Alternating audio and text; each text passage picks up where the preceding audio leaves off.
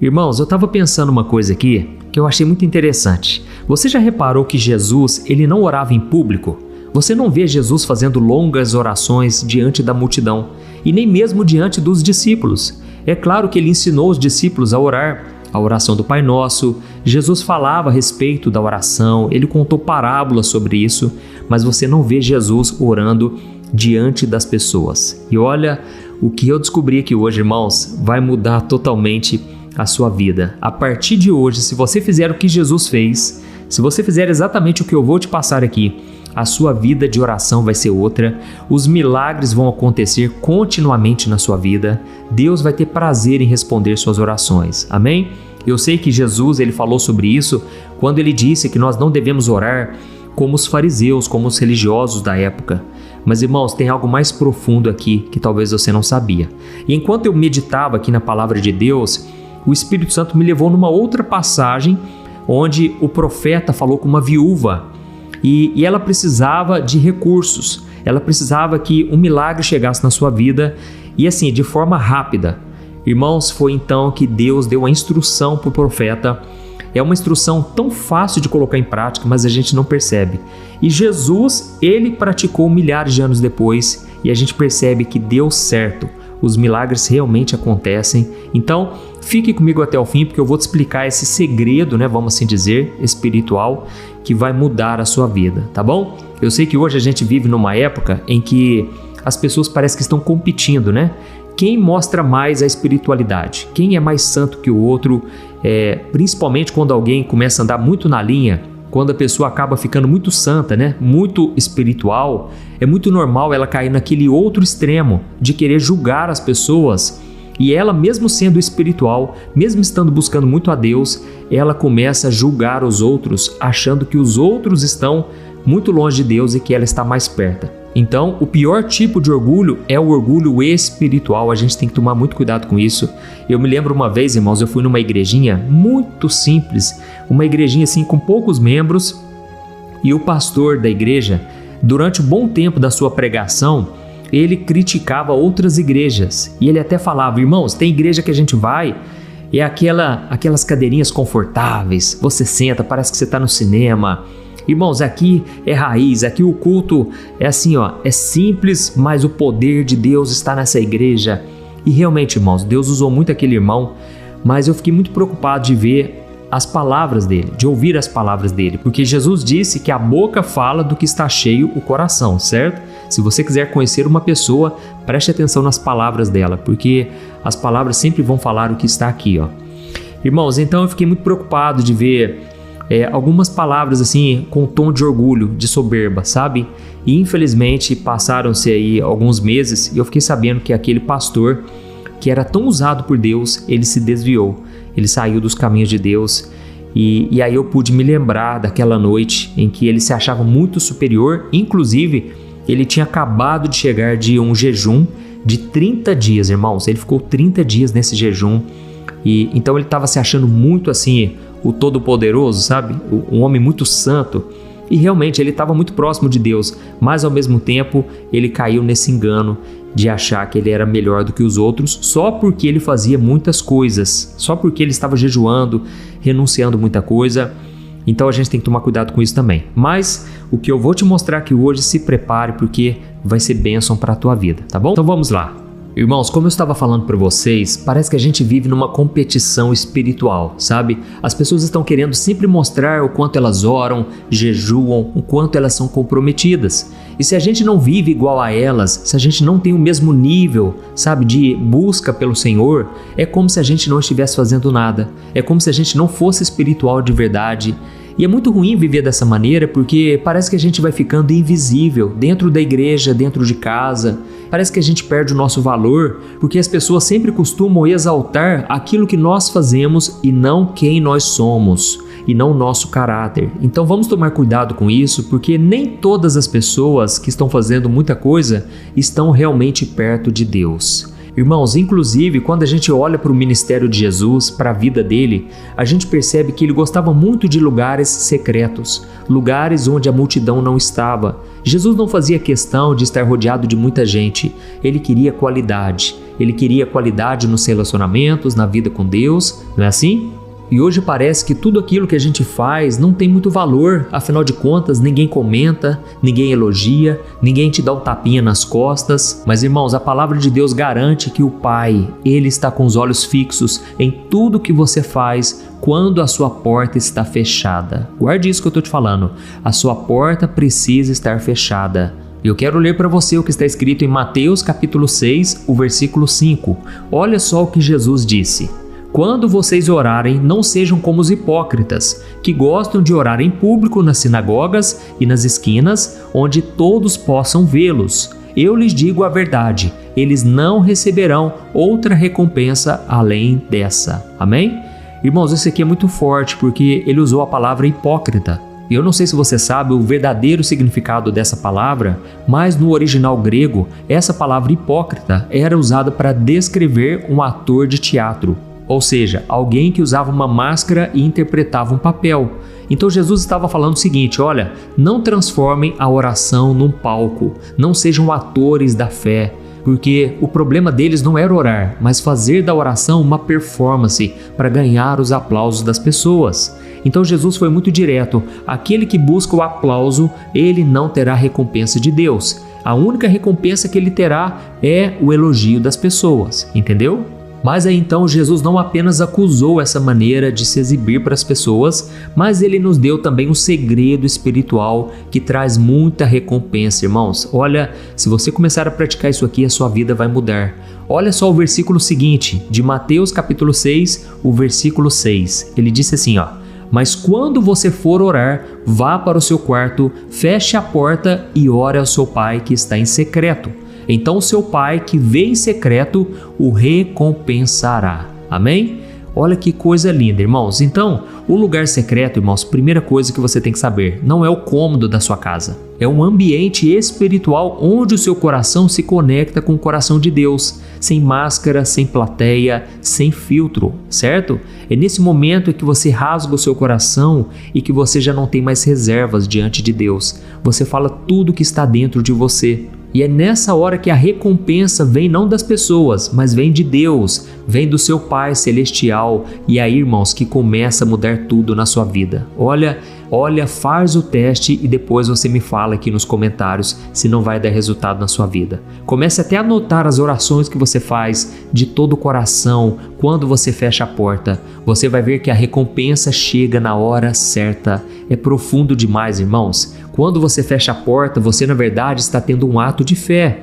É como se você dissesse: Deus, eu não preciso da aprovação de mais ninguém. A tua presença me basta. A tua opinião sobre mim é a única opinião que importa realmente. Irmãos, olha, isso aqui vai totalmente na contramão do desejo humano por reconhecimento, não é verdade? A nossa carne, irmãos, ela quer palco, ela quer elogio, ela quer ser notada. Mas, irmãos, a presença de Deus, ela se manifesta de verdade quando a gente se entrega sem esperar nada em troca.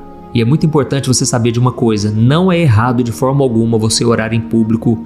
Olha, por mais que Jesus não orou muito em público, você percebe em alguns momentos raros em que Jesus ele ora diante da multidão. E a Bíblia diz que ele orou em voz alta num momento muito importante, quando ele foi ressuscitar Lázaro. Só que, irmãos, a motivação de Jesus era uma motivação pura.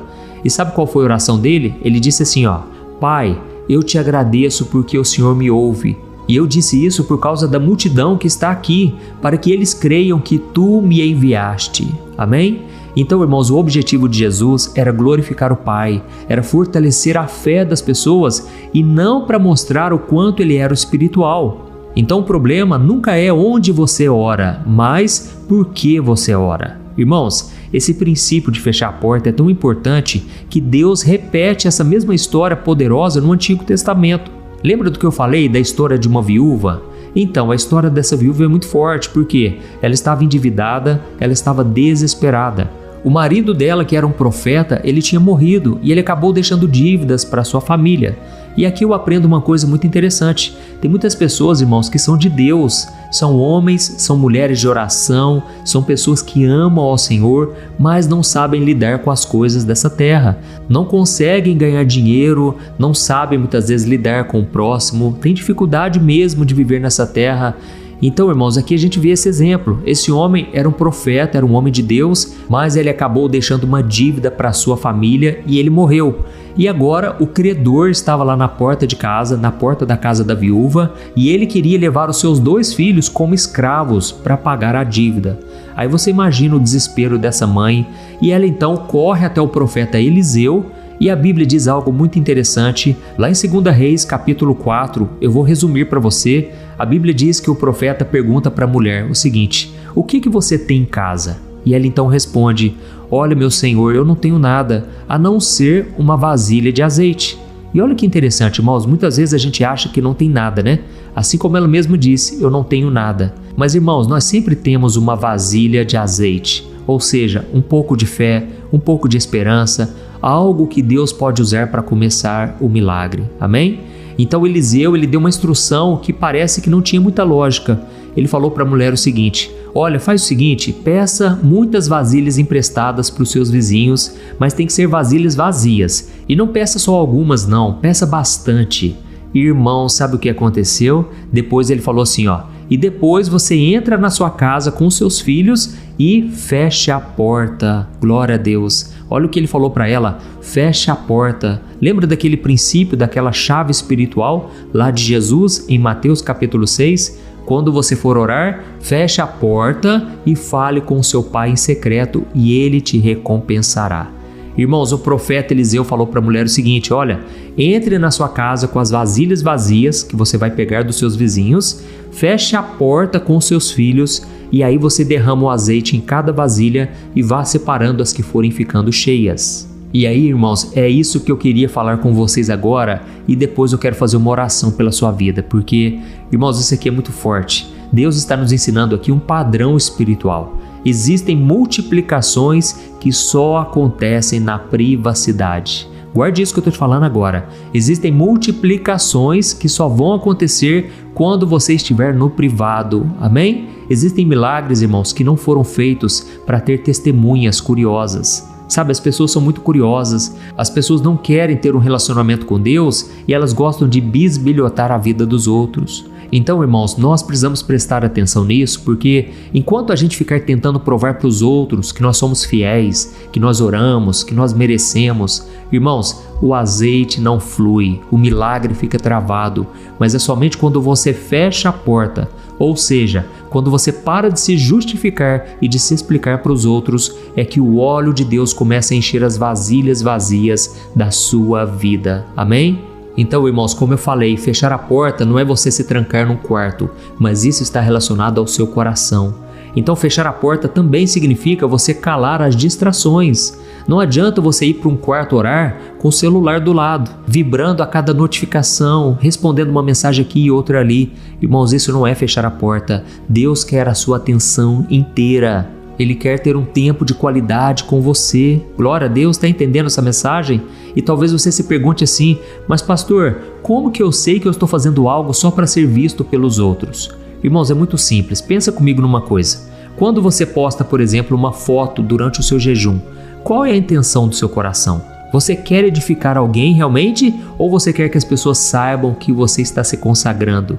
Outro exemplo, quando você conta para todo mundo que você acordou de madrugada para orar, é para glorificar a Deus ou é para alguém pensar assim, nossa, que homem de Deus, nossa, que mulher de oração, que mulher de Deus? Irmãos, eu não estou dizendo que seja com essa intenção errada, entendeu? Mas é algo que você tem que refletir no seu coração e só você vai saber responder essas perguntas. E um outro exemplo, quando você ajuda alguém, quando você faz questão de contar para as outras pessoas, é para você inspirar generosidade ou porque você quer receber um reconhecimento?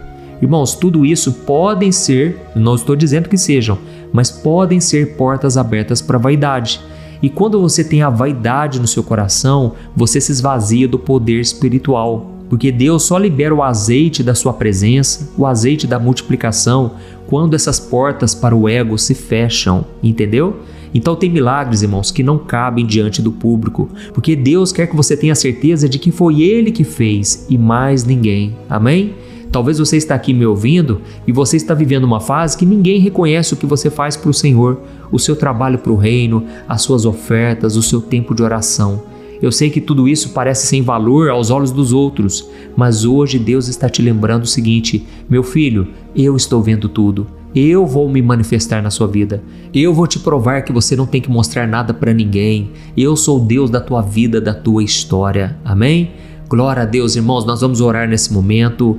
Eu quero muito que você escreva aqui nos comentários: eu precisava ouvir essa palavra hoje. Isso vai encorajar outras pessoas a querer ouvir também, tá certo? Creia que o azeite da presença do Senhor vai encher cada área da sua vida vazia hoje. Deus vai tocar seu coração. Então, se você puder, feche os seus olhos, nós vamos orar e no final da oração, compartilhe ao máximo com as pessoas. Eu sei que tem muita gente precisando ouvir. Então, vamos orar. Glória a Deus. Senhor, meu Deus e meu Pai, eu quero te agradecer por esta palavra tão abençoada. Oh, meu Deus, falou tão forte ao nosso coração hoje. Nós aprendemos, meu Pai, que muitas vezes o nosso coração está com a intenção errada. Perdoa-nos, Senhor. Nós não queremos deixar a vaidade tomar conta de nós. Não queremos fazer algo só para ser vistos pelas pessoas. Por isso, meu Pai, eu te peço, perdoa o nosso orgulho. Às vezes a gente transforma o nosso relacionamento contigo como se fosse algo para impressionar os outros. Deus, fecha essa porta do nosso coração. Ajuda-nos, ó Deus, a não sermos levados pelo desejo de ser visto e aprovado pelas pessoas. Lava-nos com teu sangue, Jesus. Purifica-nos, Senhor. Purifica a nossa intenção. Oh, meu Pai, nunca deixe a gente ficar orgulhoso, soberbo, porque eu sei que isso afasta o teu Espírito Santo de nós. Pai, em nome de Jesus eu te peço, preencha as lacunas da nossa vida, os vazios que nós temos, não só na área espiritual, mas também na área financeira. Quantos casamentos, Pai, precisam de restauração? Quantas pessoas estão com a saúde abalada e os sonhos foram esquecidos? Oh, Pai, aviva a fé que há dentro de nós, Senhor. Nós colocamos a nossa fé, a nossa esperança em Ti.